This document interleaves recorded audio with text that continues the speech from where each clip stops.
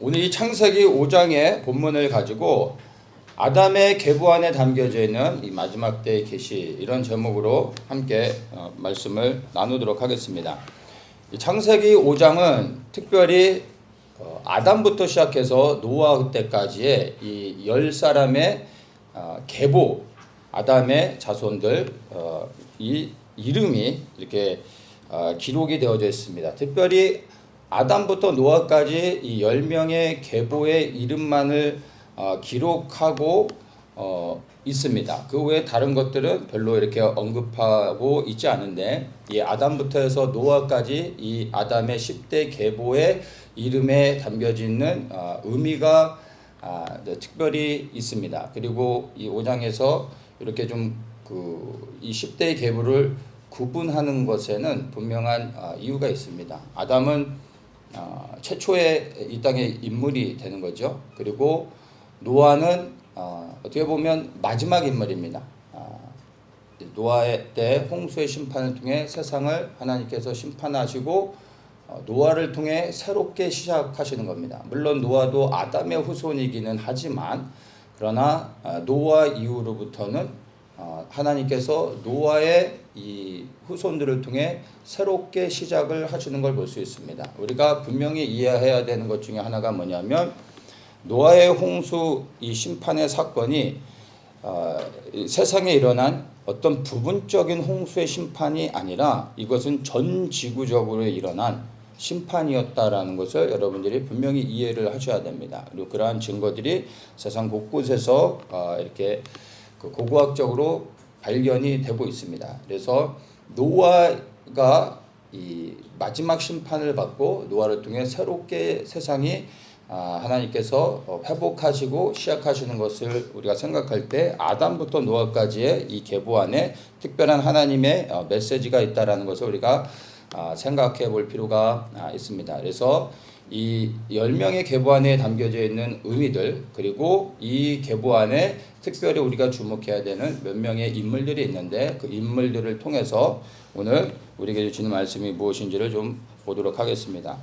특별히 아담부터 해서 노아까지 이 계보가 10명이 나오는데, 이 10명의 이름들에 담겨져 있는 핵심적인 그 의미들, 그 각 사람의 이름의 의미들을 우리가 발견하고 그 이름의 의미들을 풀어보면은 이 아담부터 노아까지 10대의 계보를 통해서 우리에게 주시는 하나님의 메시지, 그리고 인류를 향한 하나님의 어떤 구원의 계획, 이런 것들을 우리가 알 수가 있습니다. 아담부터 한번 보면은 아담의 이름은 그 뜻이 사람이라는 그 의미를 갖고 있죠. 그리고 셋은 임명하다, 아니면 지정하다, 이런 의미를 갖고 있습니다. 에노스는 죽음, 나약함, 이런 의미를 갖고 있고, 게나는 슬픔, 이런 뜻이고, 마할랄렐은 하나님의 축복, 찬송하다, 이런 의미가 있습니다. 야렛은 내려가다라는 의미고, 에녹은 가르치다, 훈련하다, 이런 의미가 있습니다. 무드셀라는 여러 의미가 있는데 그중에 핵심적인 의미를 보면 죽다, 그리고 보내다 라는 의미가 있고, 그의 죽음이 무엇을 가져온다, 이런 의미가 있습니다. 라멕은 절망이라는 의미고, 노아는 위로, 안식, 이러한 의미가 있습니다.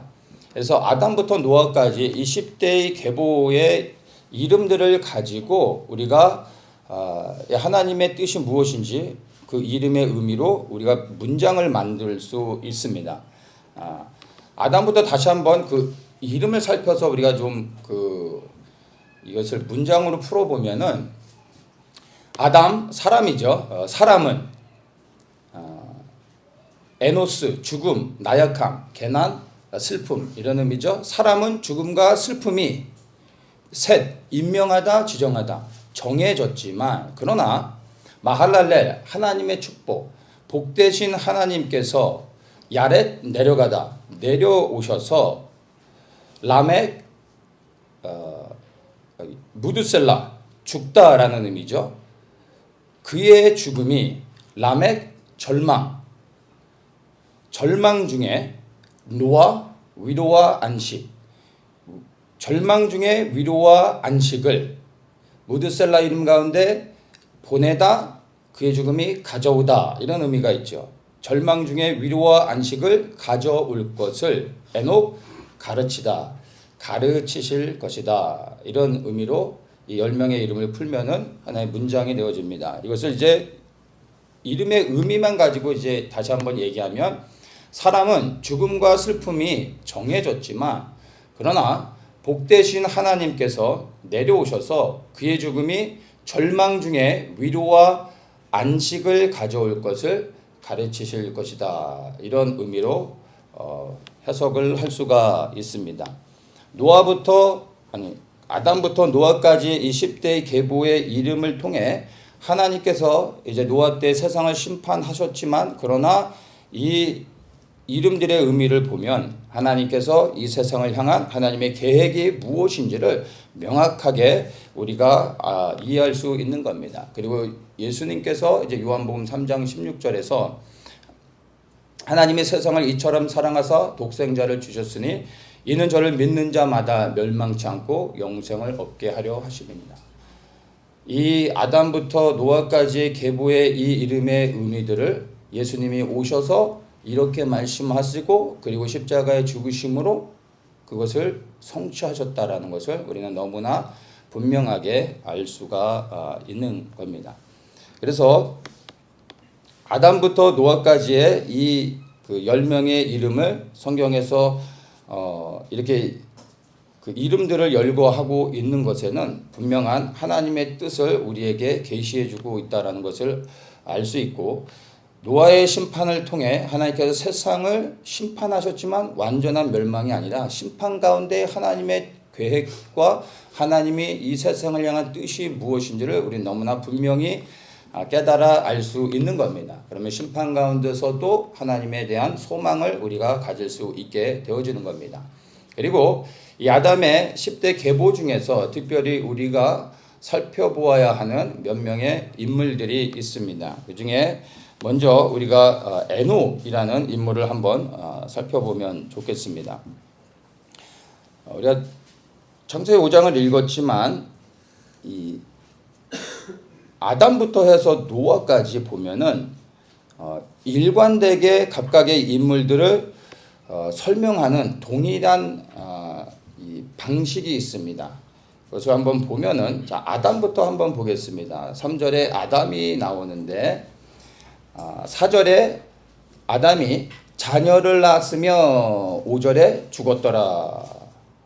에노스 7절에 자녀를 낳았으며 8절에 죽었더라. 셋에서 에노스도 이제 10절에 자녀를 낳았으며 11절에 죽었더라. 게난 자녀를 낳았으며 죽었더라. 마할랄렐 자녀를 낳았으며 죽었더라. 야렛 자녀를 낳았으며 죽었더라. 이제 에녹을 건너뛰고 무드셀라 자녀를 낳았으며 죽었더라. 라멕 자녀를 낳았으며 죽었더라.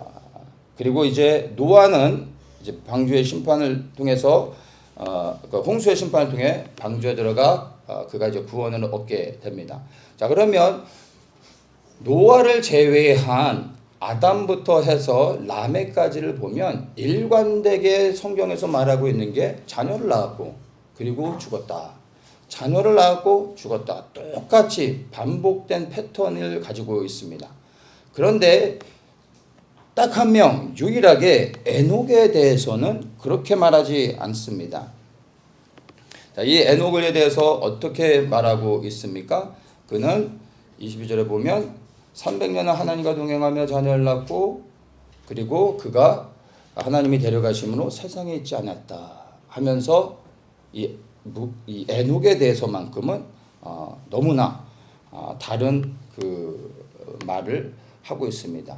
자녀를 낳고 죽은 것이 아니라 그는 자녀를 낳고 그리고 하나님이 그를 데려가 세상에 있지 않게 된 겁니다. 이것이 무엇이면 하나님이 데려가셨다는 게 무슨 의미입니까? 이게 우리가 말하고 있는 휴거죠. 여러분들이 그렇게 좋아하시는 휴거가 이 에녹이 처음으로 하나님의 은혜 가운데 데려가는 축복을 받았습니다. 우리에게 이러한 일이 일어나면은 얼마나 좋겠습니까? 사실 이런 은혜를 입기를 이 마지막 때 살아가는 우리 모두가 사실은 기대하는 것들이 있죠. 그렇죠? 정말 우리 개개인에게도 이러한 하나님의 은혜가 임할 수 있기를 원합니다.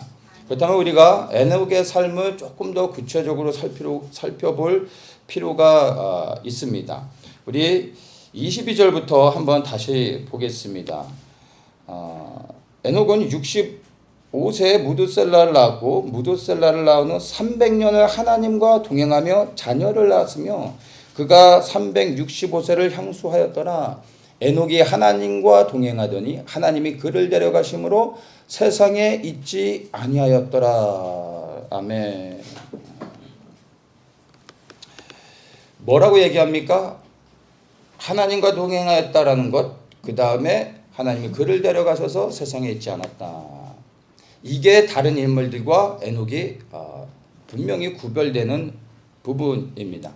여기서 정말 우리가 주목해야 되는 게 무엇입니까? 그가 300년간을 하나님과 동행하였다라는 것입니다. 이 동행함으로 인하여 무슨 은혜를 입습니까?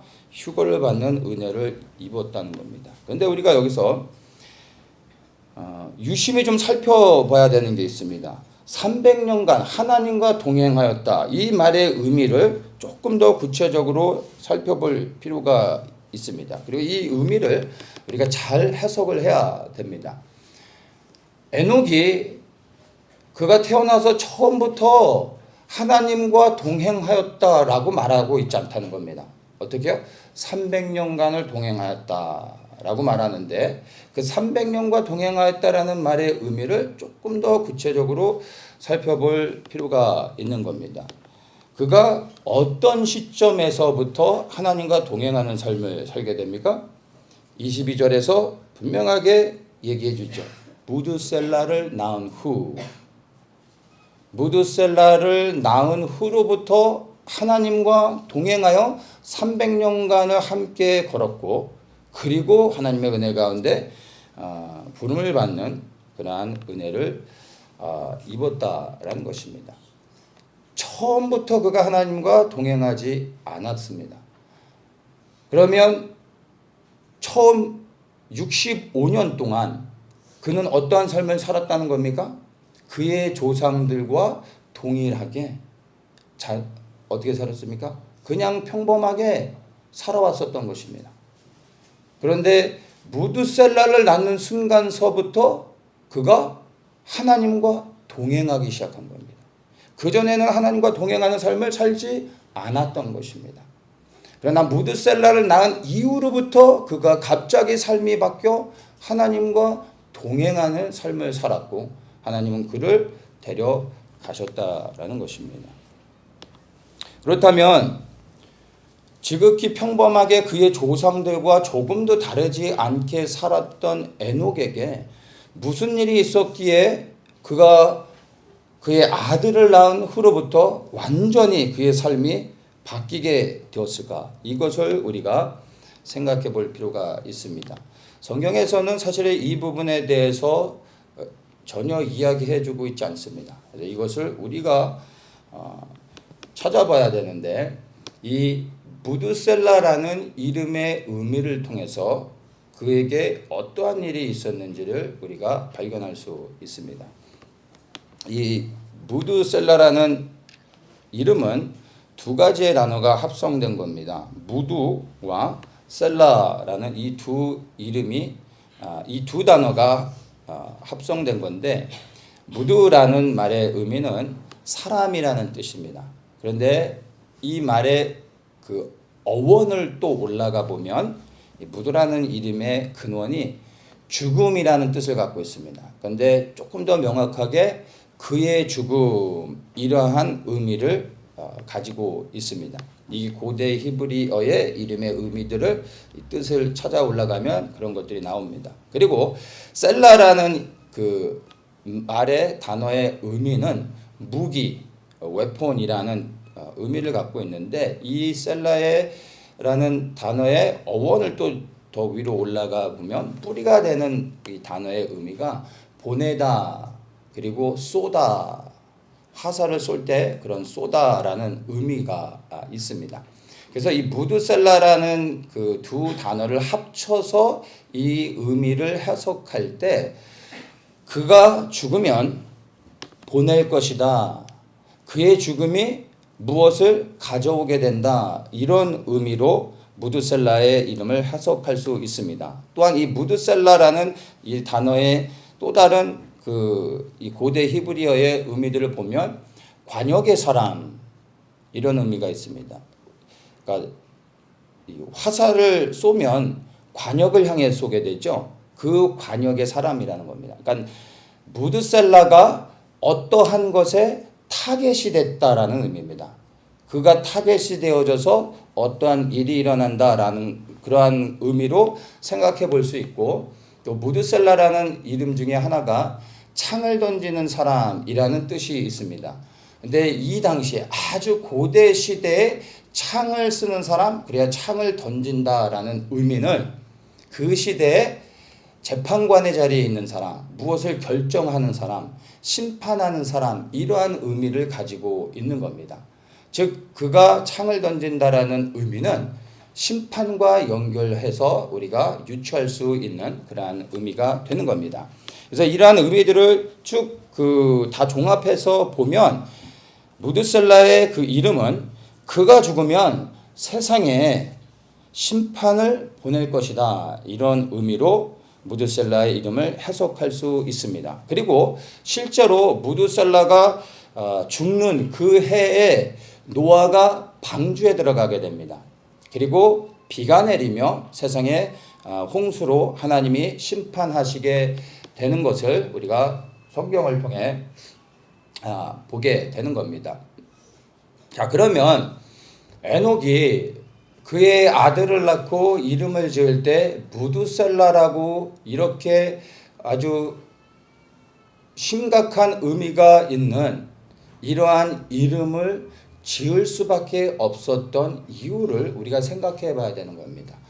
자기 아들을 낳았을 때 그 아들에게 좋은 의미를 주고 싶었을 텐데 이 에녹이 무드셀라라고 지을 수밖에 없었던 이유를 우리가 생각해 봐야 하는 것입니다. 이것은 유추해 볼 때 하나님께서 무드셀라를 낳기 이전에 에녹에게 오셔서 이제 앞으로 일어날 세상의 일들이 어떠한지를 말씀해 주셨던 겁니다.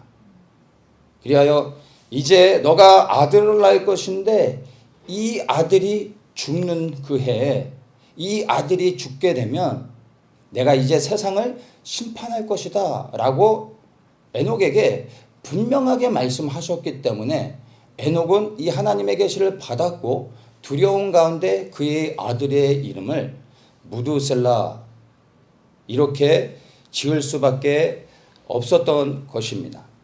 물론 성경에는 이런 것들이 기록되어 있지 않지만 그의 이름의 의미들을 생각해 볼 때 하나님께서 분명히 에녹에게 찾아오시고 다가올 심판이 어떠한지에 대해서 분명히 말씀해 주셨다라는 것을 우리가 생각해 볼 수가 있습니다. 그리하여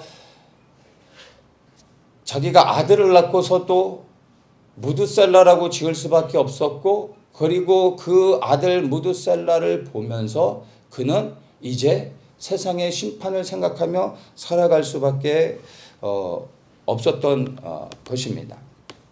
자, 그러면 이제 우리가 왜 무드셀라를 낳은 이후로 에녹이 삶이 완전히 바뀌어 하나님과 동행하는 삶을 살게 됐는지를 이제 발견할 수 있는 겁니다. 무엇 때문입니까? 세상에 심판이 다가오고 있다라는 것을 알았기 때문에.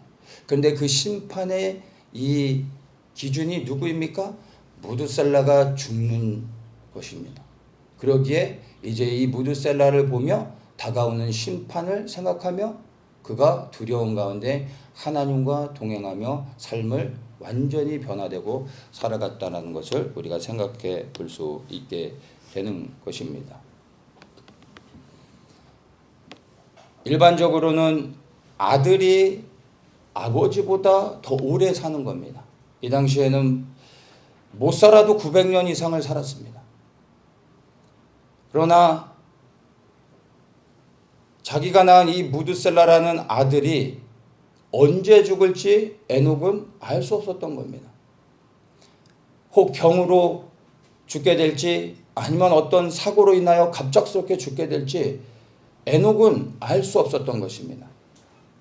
그래야 아침에 일어나 무드셀라를 보면서 혹시 이 아이가 간밤에 숨이 멈춰지진 않았을까 아침에 일어날 때마다 날마다 살펴봤을 것입니다.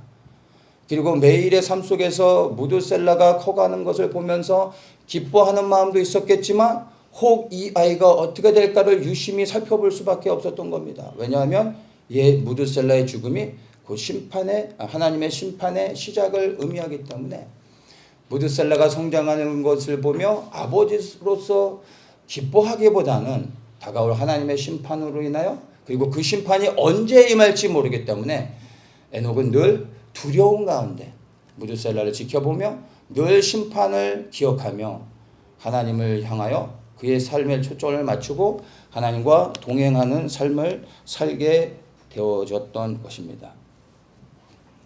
우리에게도 사실 이 에녹과 같이 이 심판에 대한 계시가 사실은 다 부어졌습니다. 이 심판의 계시가 우리에게 명확히 깨달아졌습니다. 무엇입니까? 이제 곧 예수 그리스도께서 다시 오신다는 겁니다. 그리고 그분이 다시 오실 때 심판주로 오시며 이 땅에 대한 하나님의 심판을 행하실 거라는 겁니다. 여기는 우리 모두는 그것을 다 알고 있습니다. 에녹의 계시가 사실 우리 한 사람 한 사람에게 하나님의 은혜 가운데 열려진 겁니다.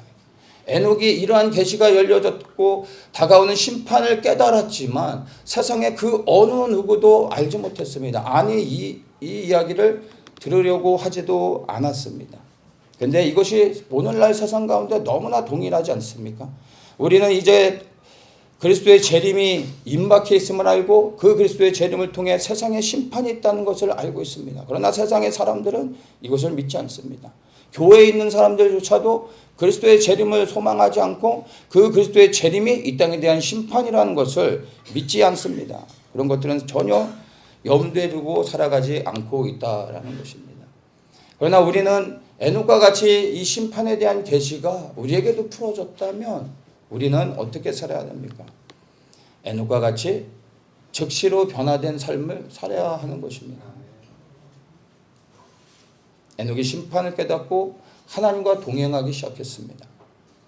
여러분들은 에녹과 같이 계시가 열려졌습니다. 하나님과 동행하는 삶을 살고 계십니까? 그 이전의 삶은 에녹도 별반 다른 게 없었습니다.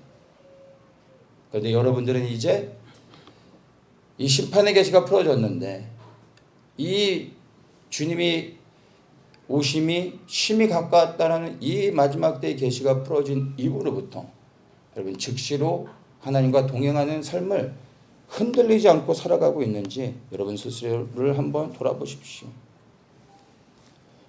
하나님과 동행하는 삶을 살아야 되는데 하나님과 동행하는 삶이 무엇입니까? 우리는 하나님과 동행하는 삶을 살아야 된다는 것을 너무나 잘 알고 있습니다. 그런데 사실은 하나님과 동행하는 게 무엇인지를 잘 모릅니다. 마지막 때 우리가 하나님과 동행해야 됩니다. 하나님과 함께 걸어가야 되는 겁니다. 하나님의 얼굴을 보여야 됩니다. 이런 말들은 잘하는데 사실 이거는 추상적인 이야기들입니다. 동행해야 된다는 걸 모르는 사람은 없습니다. 근데 무엇이 하나님과 동행하는 것입니까? 히브리서 11장 5절에 에녹에 대해 이렇게 말합니다. 믿음으로 에녹은 죽음을 보지 않고 옮기웠으니 하나님이 저를 옮기심으로 다시 보이지 아니하니라. 저를 옮기우기 전에 하나님을 기쁘시게 하는 자라 하는 증거를 받았느니라. 하나님과 동행한다라는 것을 에녹이 하나님과 동행했던 이 사실에 대해 우리 방식대로 우리 마음대로 해석하면 안 됩니다. 그가 어떻게 하나님과 동행했는지 그 동행의 구체적인 의미가 무엇인지를 에녹에 대한 언급을 통하여 우리가 발견하고, 그리고 에녹이 하나님과 동행했던 동일한 방법으로 우리가 하나님과 동행해야 되는 겁니다. 근데 이 히브리서에서 뭐라고 얘기합니까? 옮기우기 전에, 즉 그가 휴거를 받기 전에 무슨 일을 했습니까? 하나님을 기쁘시게 하는 자라는 증거를 받았다는 겁니다. 이것이 바로 에녹이 휴거를 받을 수 있는 하나님의 은혜를 입었었던 것입니다. 어떻게 했다고요? 하나님을 기쁘시게 했다는 겁니다. 하나님을 기쁘시게 하는 분들 되시길 예수님의 이름으로 축복합니다. 그러면 이제부터 우리가 하나님을 기쁘시게 하는 삶을 살아야 됩니다. 하나님과 동행하는 거에 초점을 맞추지 마시고 하나님을 기쁘시게 하는 삶에 초점을 맞추십시오. 그런데 또 풀리지 않는 문제가 있습니다. 그럼 하나님을 여러분 어떻게 기쁘시게 할 겁니까? 어리광을 피우고 재롱을 떨어서 그분을 기쁘시게 할 겁니까? 아니면 그분에게 마사지를 해드려서 그분을 기쁘시게 하겠습니까? 선물을 사드려서 하나님을 기쁘시게 할 겁니까? 어떤 방식으로 하나님을 기쁘시게 하여 그분의 마음을 흡족하게 해드리고, 그리고 하나님의 은혜 가운데 에녹을 데려가셨던 것처럼 하나님이 나를 데려가실 수 있는 은혜를 입을 수 있겠습니까? 우리의 방식대로 하나님을 기쁘시게 하는 게 아니라 하나님의 방식대로 하나님을 기쁘시게 해야 되는 것입니다.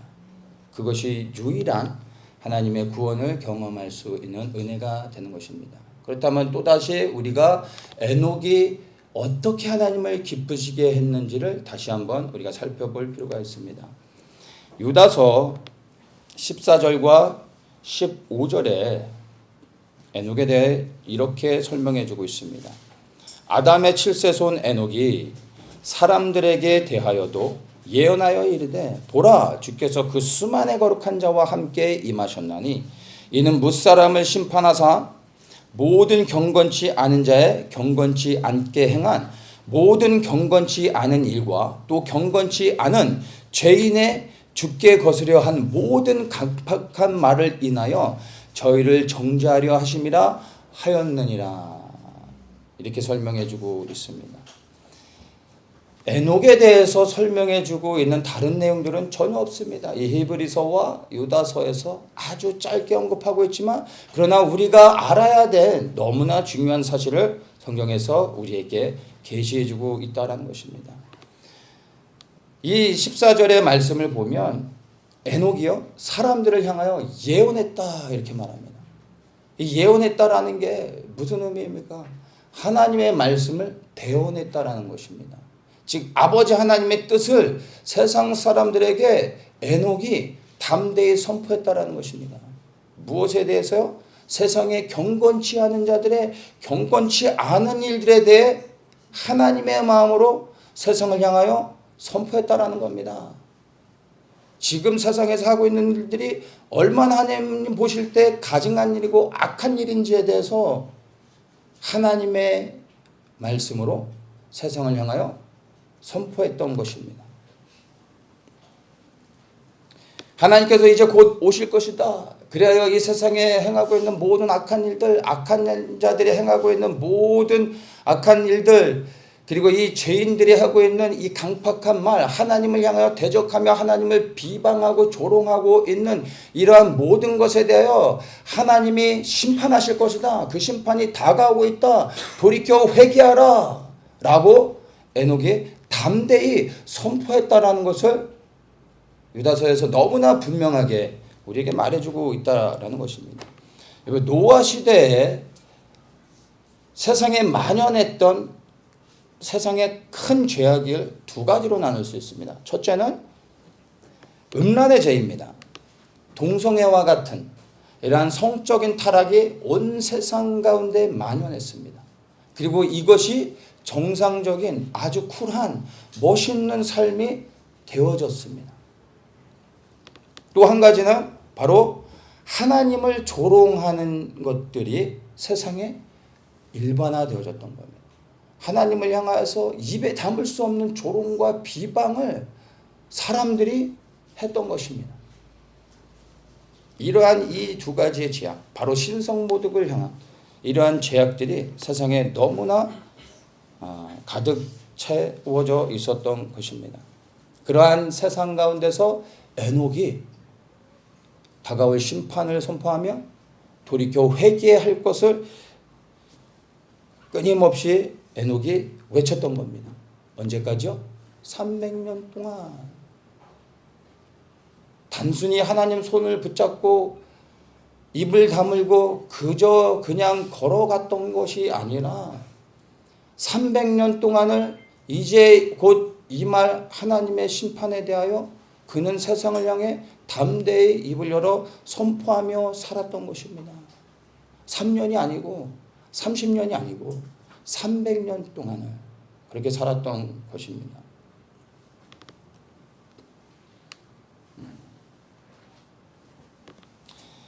에녹이요, 심판을 면하고 영광스러운 하나님이 데려가시는 휴거를 받을 수 있었던 이유는요, 그가 세상과 단절하고 골방에 들어가 조용히 기도했기 때문에 받은 게 아닙니다. 혼자 세상과 구별돼서 이 세상은 너무나 더러워, 나는 세상에 나가고 싶지도 않아, 나는 그냥 혼자 거룩과 정결함을 지키며 세상에서 떨어져서 나는 그냥 하나님만 예배하며 살 거야 라고 하며 세상을 끊고 혼자 저 광야에 들어가서 살았던 게 아닙니다. 그는 오히려 하나님을 조롱하고 하나님을 대적하는 세상의 중심에 나가서 이 땅의 잘못된 일들에 대하여 하나님의 마음으로 300년간을 외쳤던 겁니다. 심판을 외쳤던 것입니다. 아무도 듣지 않는데도 변함없이 이 하나님의 마음으로 세상을 향하여 심판을 전하고 복음을 전하며 돌이켜 회개하여 하나님 앞에 나와오기를 원했던 것입니다. 바로 이러한 삶을 살았기 때문에 하나님께서 그를 기뻐하신 겁니다. 그래야 그를 죽음을 보지 않고 데려가시는 은혜를 받을 수 있게 해 주셨던 것입니다. 여러분, 휴거를 받기 원하십니까? 마지막 때 키워드 중에 여러분들이 관심 갖는 게 휴거 아닙니까? 여러분이 정말 휴거를 받고 싶다면 여러분 산속으로 들어가서 휴거를 받는 게 아닙니다. 피난처로 들어가서 휴거를 받는 게 아닙니다. 오늘날 세상에 너무나 타락해져 있고 교회를 향한 공격들이 있기 때문에 이제 지상의 교회를 털어버리고 지하교회로 가서 휴거를 받을 수 있는 게 아닙니다. 오히려 우리에게 예수 그리스도를 믿고 그 믿음대로 살아가는 것에 대한 불편함들이 있고 그것으로 인하여 우리가 피해를 입고 억울한 일을 당한다 할지라도 여전히 우리가 예수 그리스도를 예배하고 예수 그리스도를 전할 수 있다면 우리는 세상의 중심 가운데 오히려 세상의 그 현장 가운데 나아가서 전해야 됩니다. 무엇을요? 예수 그리스도의 다시 오심을, 그리고 이 땅에 임할 심판에 대해서 전해야 되는 겁니다. 그렇게 전하는 자들이 삶을 어떻게 삽니까? 구별되어져서 죄를 두려워하며 거룩과 정결한 가운데 살지 않겠습니까? 세상 가운데서는 악하게 살아가면서 다가오는 심판을 말할 수 있는 사람이 있겠습니까? 아니죠.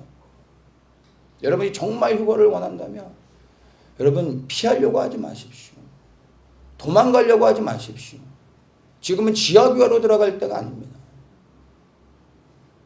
이제 예수 그리스도를 믿는 것이 불법이 되어지면, 그리하여 예수 그리스도를 믿는 것 때문에 생명을 내어줘야 될 때가 온다면 그때는 주님께서 우리를 인도하실 겁니다.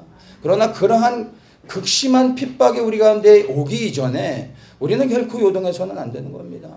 에녹과 같이 세상의 중심 가운데 나가 오히려 말할 수 있어야 됩니다. 물론 세상은 듣지 않을 겁니다. 에녹도 동일하지 않았습니까? 그러나 우리는 말해야 되는 겁니다. 선포해야 되는 겁니다. 그게 주님을 기쁘시게 하는 겁니다. 그리고 주님의 은혜를 입고 주님이 우리를 데려가실 수 있게 되는 것입니다. 다시 오실 주님을 전하고 이제 이 땅에 임할 예수 그리스도의 길을 예비하는 것.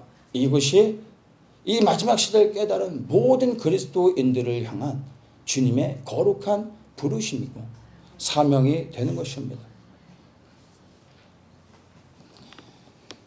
야단부터 노아까지의 계보를 통해서 우리가 또 한 가지 깨달아야 하는 것들이 있습니다. 두 가지의 그 의미들을 생각해 볼 수 있게 되는데, 아담부터 노아까지의 이 계보를 통해 우리가 발견해야 되는 첫 번째 중요한 의미가 있습니다. 바로 하나님의 사랑과 은혜라는 겁니다. 우리는 무드셀라 하면은 그냥 세상에서 가장 오래 산 사람, 장수한 사람, 부러운 사람, 뭐 이런 정도로 무드셀라를 생각합니다. 그런데 이 무드셀라의 이 장수 969세를 살았습니다. 지긋지긋하게 살았습니다. 1000년에서 31년 빠지는 삶을 살았습니다. 여러분, 엄청나지 않습니까? 무드셀라가 969년이나 살았던 것은요, 그가 뭐 웰빙을 해서가 아닙니다. 건강관리를 잘하고 정크푸드 안 먹고 그냥 좋은 음식만 먹고 일찍 자고 일찍 일어나고 좋은 환경 가운데서 그가 살았기 때문에 장수한 게 아닙니다. 그런 것과 전혀 상관이 없습니다. 하나님께서 그가 죽으면 세상을 심판하기로 작정하셨기 때문에 하나님께서 한 사람이라도 혹시나 돌이켜 회개하여 구원 얻는 자가 있을까? 무드셀라를 살게 하셨던 겁니다. 단 한 명이라도 더욱더 돌아와 이 에녹의 심판의 메시지를 듣고 돌이킬 수 있기를 원하는 마음으로 노아가 방주를 지으면서 세상의 사람들을 향하여 선포하는 이 복음의 메시지를 듣고 한 명이라도 더 돌아오기를 원하는 소망을 가지고 무드셀라의 생명을 오래 살도록 은혜를 주셨던 것입니다.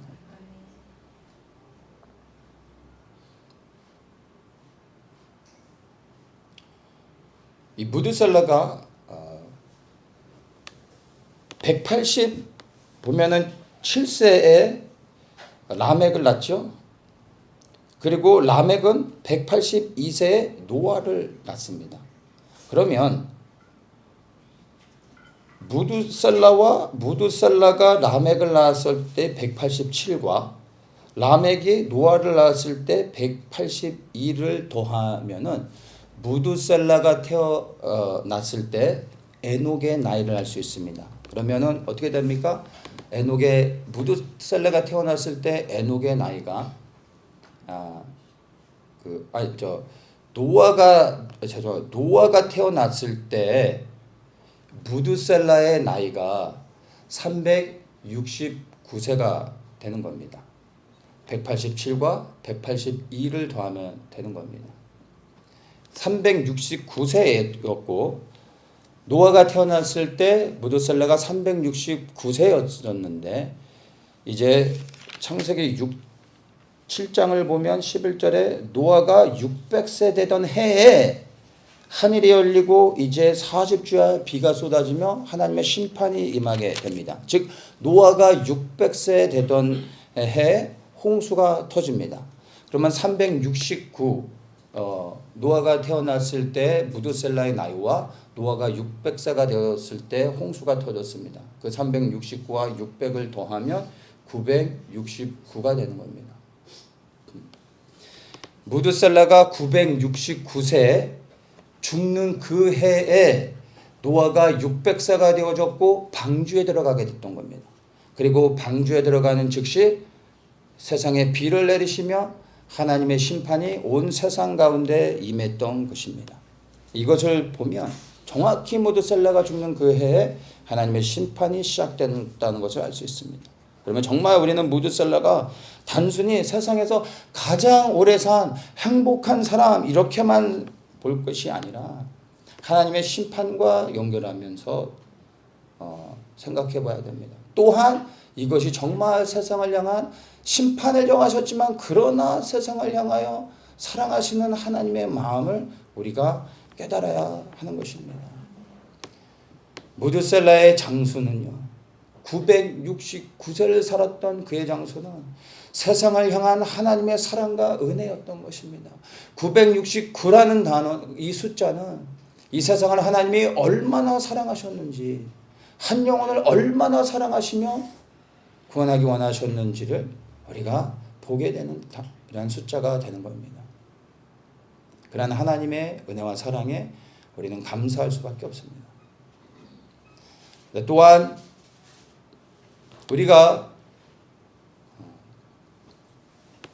이 심판을 통해서 아담부터 노아까지 연결되어지는 이 계보 안에서 결국에 노아 때 하나님이 심판을 하시게 되는데, 이 심판을 통해 하나님의 심판에 대해서 조금 더 우리가 깊이 생각해 보게 됩니다. 하나님은 오래 참으시는 분입니다. 오랫동안 인내하십니다. 오랫동안 기다려 주시는 분입니다. 그러나 결코 영원토록 인내하지 않습니다. 결코 영원토록 덮어주지 않습니다. 끝까지 참으시지 않으십니다. 때가 되면 하나님은 심판하시는 분이십니다. 우리는 이 부분을 분명히 기억해야 합니다. 우리가 죄를 짓고서도 아무런 하나님의 심판을 받지 않고 있다 하여서 우리의 죄가 죄를 지어도 괜찮은 걸로 생각해서는 안 됩니다. 어쩌면 그게 우리를 향한 하나님의 은혜일 수 있습니다. 기다려주시는 하나님의 은혜. 우리가 죄를 짓는 즉시 하나님이 심판하시면 여기에 누가 와 예배를 드릴 수 있겠습니까? 심판이 없다고 해서 죄를 짓는 것을 즐거워할 것이 아니라 참으시고 기다리시는 하나님의 은혜를 생각하며 우리는 그 죄에서 돌이켜야 하는 것입니다. 창세기 9장 11절에 보면은 하나님께서 이제 홍수를 통해 비를 통해 세상을 심판하시고 이제 노아를 통해 새롭게 세상을 시작하게 하시면서 그와 언약을 하십니다.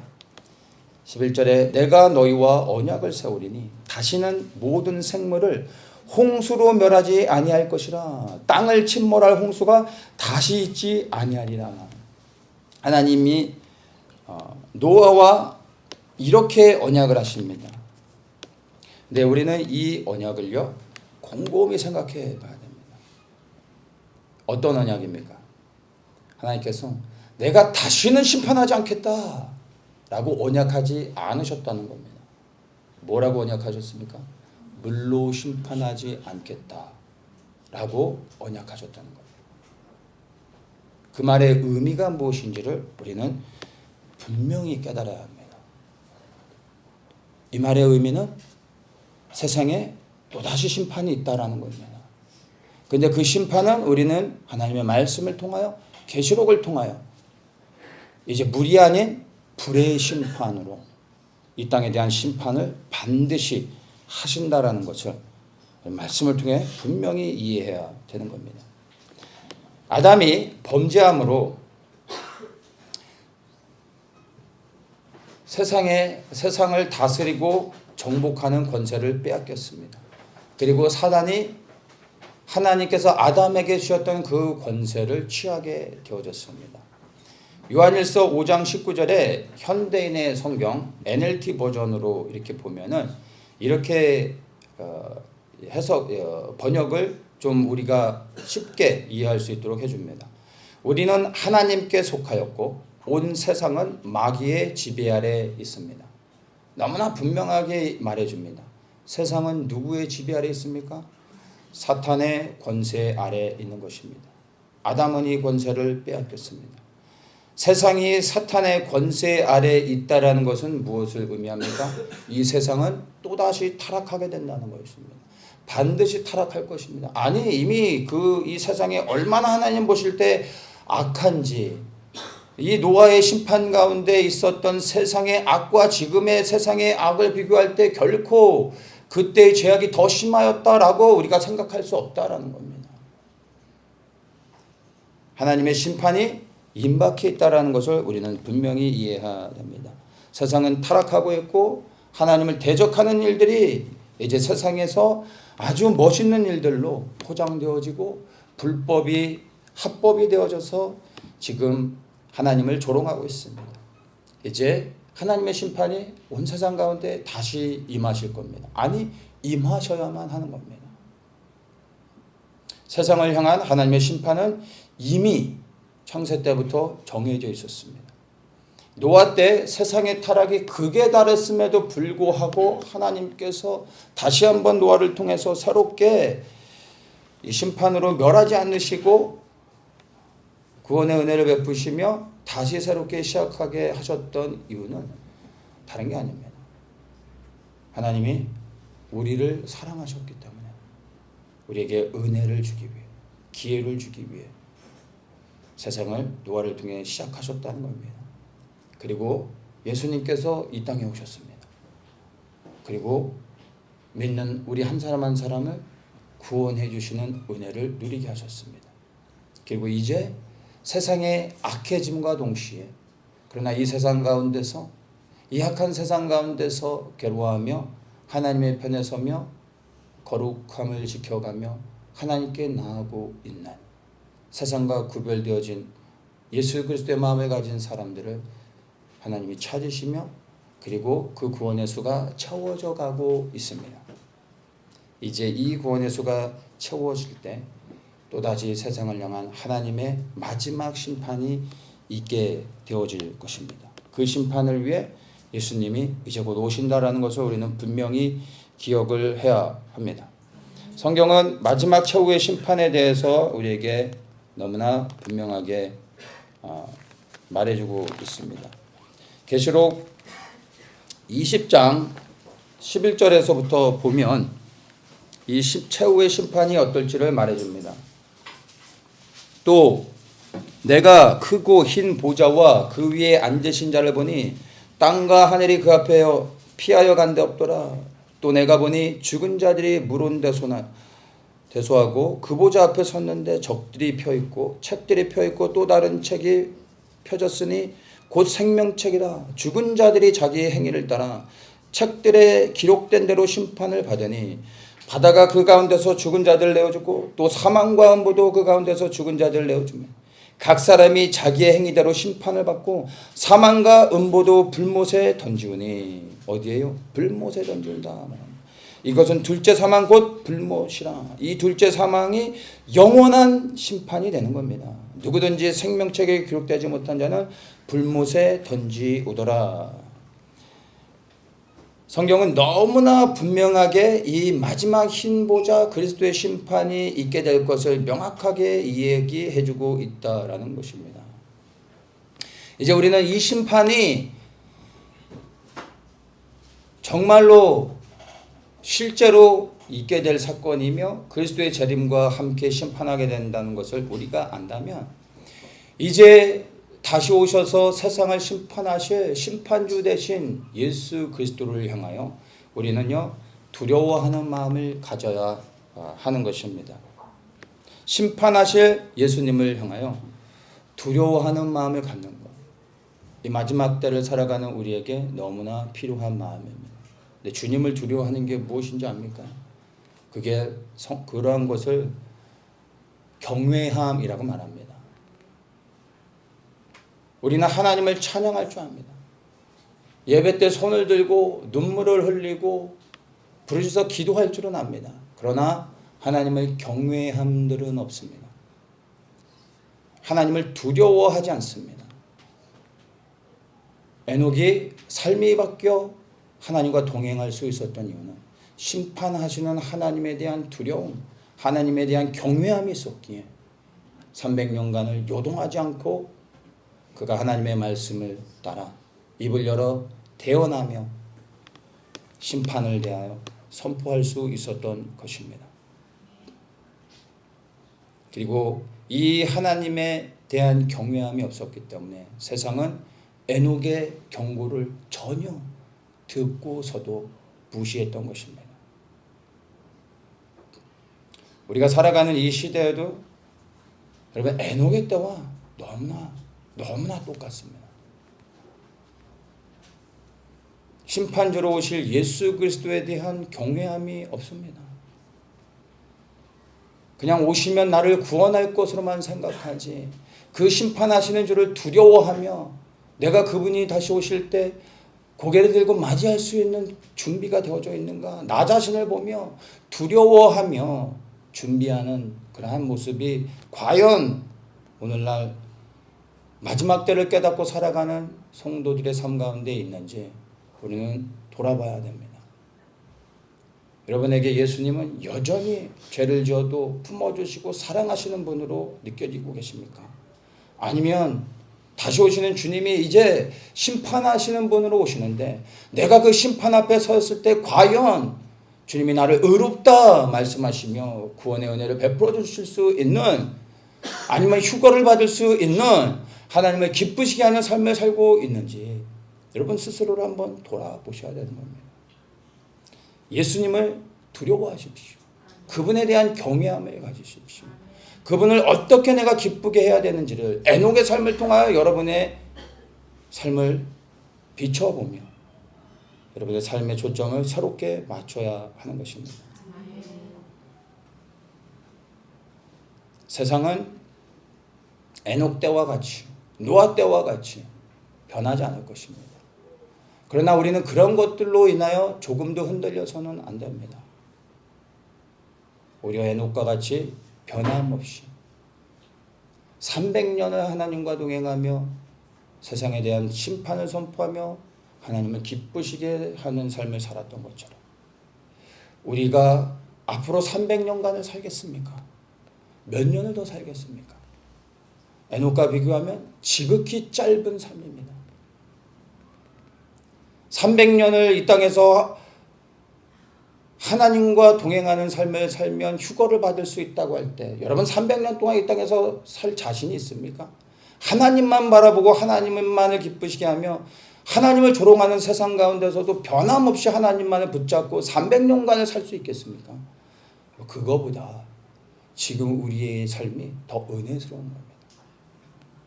이제 곧 오십니다. 300년을 기다릴 필요가 없습니다. 지금 우리의 삶을 돌아보면 이제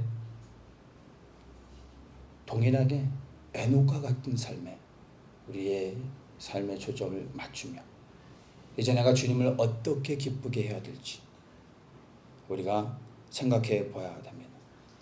주님의 재림을 전하시며 그리스도의 재림을 통해 이 땅에 임할 심판을 두려워하며 세상 가운데서 구별되어지고 말씀에 순종하여 살아가시는 모든 분들 되시게 예수님의 이름으로 축복합니다. 아멘. 주님 정말 그렇습니다. 에녹의 삶을 통하여서